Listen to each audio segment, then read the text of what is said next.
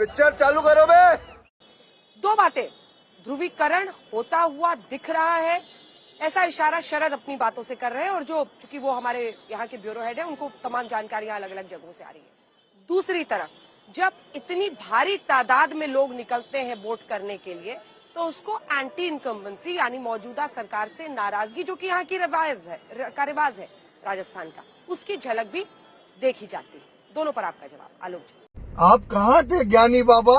पिछली बार भी 74-75% के करीब वोट परसेंटेज रहा था, और जैसे जैसे वोटर कार्ड को आधार कार्ड से लिंक किया गया है, उसके बाद जो टोटल डुप्लीकेट वोट्स है वो भी कम हुए हैं। उसका भी फर्क कम से कम 1-1.5% हर राज्य में पड़ रहा है।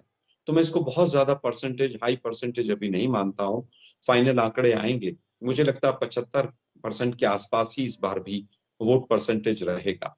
और इस बार मैंने भी देखा, आप भी पूरा राजस्थान में रही, कहीं पर भी किसी भी रूप में सरकार के खिलाफ एंटी इनकम्पेंसी या गहलोत जी के खिलाफ एंटी इनकम्पेंसी कहीं पर नजर नहीं आई है, बल्कि कहीं ना कहीं प्रो एंड जो माहौल है वो कांग्रेस के पक्ष में रहा है। और यही कारण है कि बीजेपी, कुछ दिनों से आप भी देख रहे हैं, हम भी देख रहे हैं, हिमांशु और शरद जी भी बता रहे हैं कि ध्रुवीकरण किया गया है। बीजेपी के पास जब कोई हथियार नहीं बचा तो वो ध्रुवीकरण की तरफ चल पड़ी थी। कौन है ये लोग, कहां से आते हैं? तमाम उनकी सोशल मीडिया की पोस्ट देखिए, तमाम उनके भाषण देखिए, मोदी जी का कन्हैया लाल को लेकर आना, और तमाम आप जितने भी लीडर्स बाहर से गए, चाहे वो मुख्यमंत्री थे, चाहे योगी आदित्यनाथ थे, चाहे वो आसाम के मुख्यमंत्री थे, चाहे उनसे अपने राज्य नहीं संभल रहे हैं, लेकिन यहाँ पर आकर कहीं ना कहीं ध्रुवीकरण का काम किया। लेकिन राजस्थान की जनता, हमें पूरा भरोसा है कि इस ध्रुवीकरण को नकार देगी, और ध्रुवीकरण का उतना प्रभाव जितना बीजेपी सोच रही है उतना नहीं होगा। हमारी जो नीतियां थी, हमारी जो योजनाएं थी, और जो हमारा घोषणा पत्र है, हमारी जो चिरंजीवी योजना है, तमाम जो चीजें हमने मैनिफेस्टो में कही, जनता ने उस पर भरोसा किया, और कांग्रेस पार्टी हर हाल में रिपीट करने जा रही है। भाई मजा आया। ठीक है आलोक जी, इस पर आप जवाब दीजिए। अगर रिपोर्टर्स हमारे साथ जुड़े हुए तो मुझे इशारा कीजिएगा, अगर शरद है मैं उनसे भी एक जवाब लेना चाह रही हूँ। आलोक शर्मा जी जवाब दीजिए। वो कह रहे हैं कि तुष्टीकरण मुद्दा है, वो लोगों के लिए मुद्दा है, कन्हैया लाल हत्याकांड नहीं रोक पाए, ये एक मुद्दा है, ये वो कह रहे हैं। मजा नहीं आ रहा है। कि मुझे लगता है कि आज उसी तरह की एक दुखद घटना सेम उसी तरह की उत्तर प्रदेश में भी हुई है। तो क्या योगी आदित्यनाथ को पूरा फेल मान लिया जाए? क्या पूरा उत्तर प्रदेश का चुनाव एक घटना पर होगा? ये ध्रुवीकरण के इनके रास्ते हैं, लेकिन ये नहीं बताया कि एनआईए जांच कर रही है, उसने क्या किया। ये नहीं बताते हैं कि केंद्र सरकार ने कन्हैया लाल के परिवार के लिए कुछ नहीं किया, जबकि हमने उसके दोनों बच्चों को नौकरी भी दी और 50 लाख रुपया भी दिया। खैर, केवल पैसे देने से और उससे नहीं होता है। लॉ एंड ऑर्डर की जहां तक बात है, एनसीआरबी के आंकड़े तमाम राज्यों के उठा लीजिए और फिर कभी बैठकर चर्चा कर लेंगे। एफआईआर कंपलसरी यूपी में कर दीजिए और फिर आंकड़ों पर कब पूरी तरह से चर्चा कर लेंगे। पेपर लीक पर उम्र कैद की सजा पहला राज्य जो है वो राजस्थान है। अभी तक भी बीजेपी नकारात्मक प्रचार से बाहर नहीं आई है। इनका पूरा जो धरातल है वो नकारात्मक प्रचार से है। अभी राठौड़ मैडम ने पूरे अपने 3 मिनट के भाषण में एक बार भी ये नहीं बताया कि केंद्र सरकार ने राजस्थान के लिए क्या किया है जिसकी वजह से बीजेपी को वोट दे दिया जाए। नहीं, मुझे मजाक नहीं उड़वाना अपनी चीज का, मैं नहीं बताऊंगा।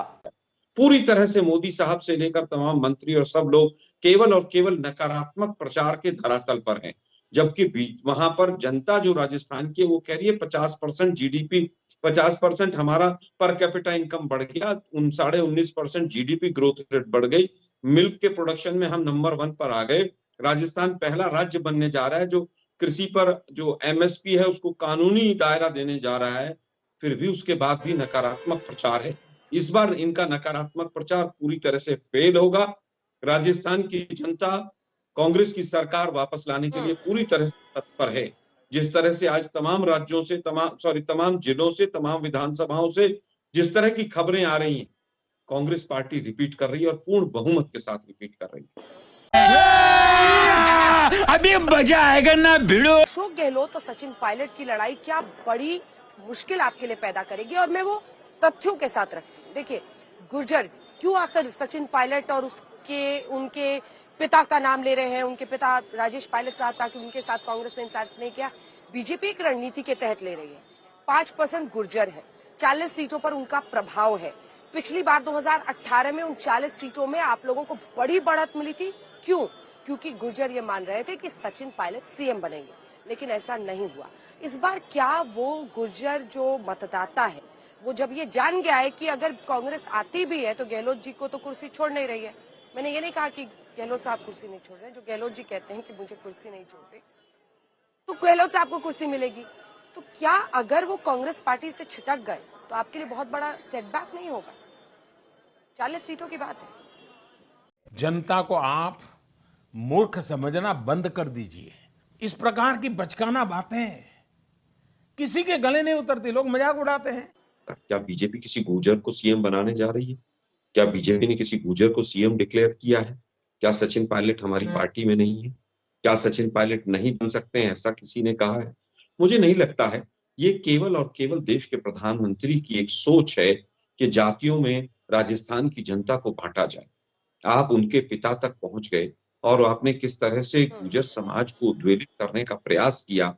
मोदी साहब, एक राज्य आप हार रहे हैं, हार जाएंगे तो क्या होगा? 30, 35, 40 राज्य आप 2014 के बाद हारे, लेकिन आप इस तरह से पोलराइजेशन अपनी पार्टी से करवाएंगे, इस तरह से जातिवाद को फैलवाएंगे, इस तरह से आप एक समाज को उद्वेलित करेंगे, तो ये पता चलता है कि बीजेपी ने पहले ही हार मान ली है। कम मर्यादा रखिए, थोड़ी मर्यादा रखिए। क्या आपको लगता है कि माली अगर अशोक गहलोत हैं तो पूरे माली समाज कांग्रेस को वोट दे देगा? कभी ऐसा नहीं होता है, वो भी बंटता है और माली समाज में बहुत बड़ा तबका बीजेपी को वोट देता भी आया है। लेकिन गुर्जर समाज में भी ऐसा रहा है। क्या एक कोई ब्राह्मण मुख्यमंत्री अगर कहीं पर होता है तो क्या पूरा ब्राह्मण एक तरफ चला जाता है? मुझे नहीं लगता ऐसा होता है। अगर ऐसा होता हो तो हिंदू अगर मुख्यमंत्री हैं तो फिर तो हिंदू सारे एक ही तरफ चले जाएंगे। मुझे ऐसा नहीं लगता है।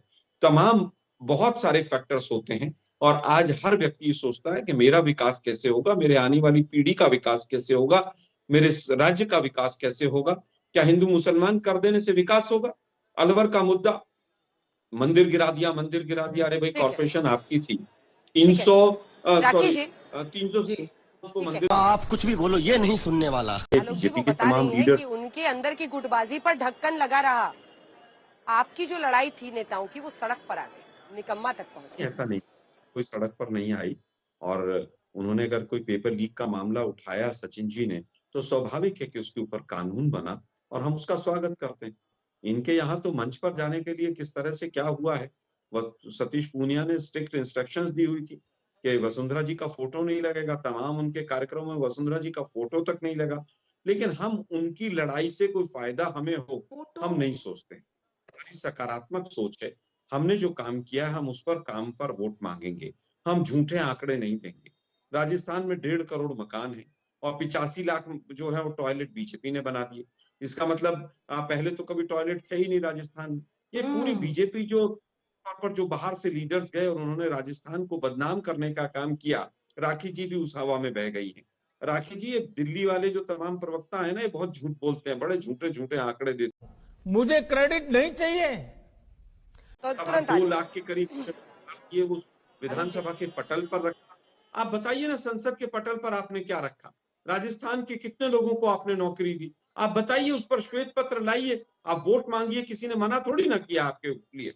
हमने कभी नहीं कहा कि भाई पेपर लीक हुआ तो बहुत अच्छी बात है। उसके पर हमने सख्त कार्रवाई की, कानून बनाया। कौन सा राज्य है जिसमें पेपर आउट नहीं हुआ? गुजरात में 22 पेपर आउट हुए, कानून तो बनवा दीजिए वहां एक बार, हम स्वागत करेंगे। हम फिर सकारात्मक धरातल पर हैं। हम 10 रुपया बोनस देंगे। चिरंजीवी योजना में 25 से 50 लाख करेंगे। देखिए, इस बात की स्वीकारोक्ति आपको करनी होगी आलोक जी कि राजस्थान में एक रिवाज भी रहा है और सत्ता परिवर्तन का। प्रधानमंत्री नरेंद्र मोदी ने भी इसी जयपुर में रोड शो किया था और उन्होंने कहा बीजेपी हमारा उम्मीदवार है। जब आप बीजेपी के पोस्टर बैनर यहाँ पर देखेंगे, बीच में मोदी जी की तस्वीर है, वसुंधरा राजे भी है, सीपी जोशी भी है, जेपी नड्डा भी है, 4-5 चेहरे हैं। जबकि अगर आप कांग्रेस पार्टी के पोस्टर्स देखिए तो पहले एक फेज था जिसमें राहुल जी के साथ अशोक गहलोत जी की फोटो थी और अब आज जो विज्ञापन अखबारों में छपा है उसमें सिर्फ अशोक गहलोत जी की है। एकदम स्टैम्प के साइज की छोटी छोटी पिक्चर्स, बाकी बड़े नेताओं की है। ये क्या बताते हैं? कहना क्या चाह रहे हैं भाई आप? कि मुझे लगता है कि 5 वर्ष जिस मुख्यमंत्री ने काम किया है, स्वाभाविक है कि हम देश और राजस्थान की जनता को गुमराह नहीं करना चाहते। ये लोग गुमराह करना चाहते हैं। ये तो कह रहे हैं ये भी मुख्यमंत्री हो सकता है, ये भी हो सकता है, इसके भी बिल्ली का भाग खच्ची का फूट सकता है, इसका भी फूट सकता है।